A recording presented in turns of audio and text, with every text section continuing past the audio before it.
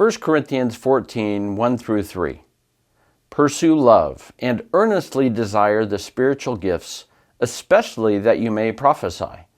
For one who speaks in a tongue speaks not to men, but to God. For no one understands him, but he utters mysteries in the Spirit.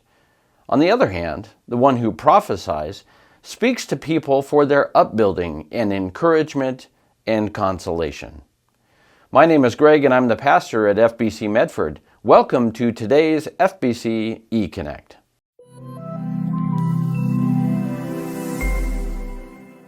When a new school is being built in a community, you could go up to one of the construction workers on the project and ask, "What are you building?"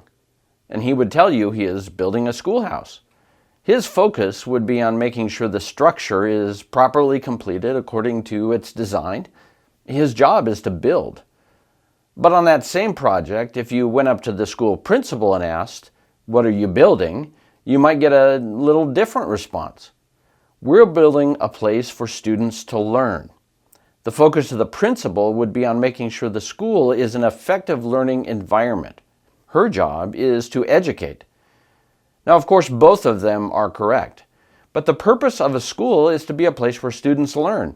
The building and those who work to build it are one part of a bigger purpose. The church at Corinth had become distracted and was missing their bigger purpose. They needed to once again pursue their calling of loving people for their upbuilding and encouragement and consolation, as the passage I read says.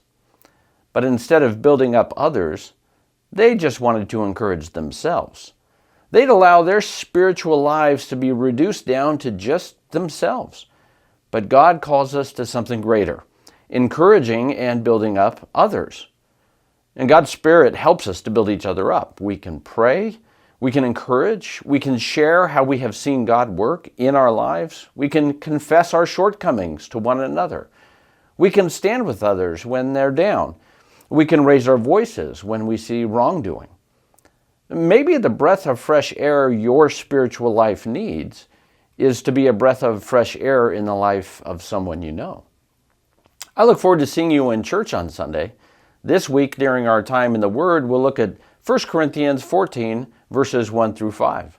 I'll see you then.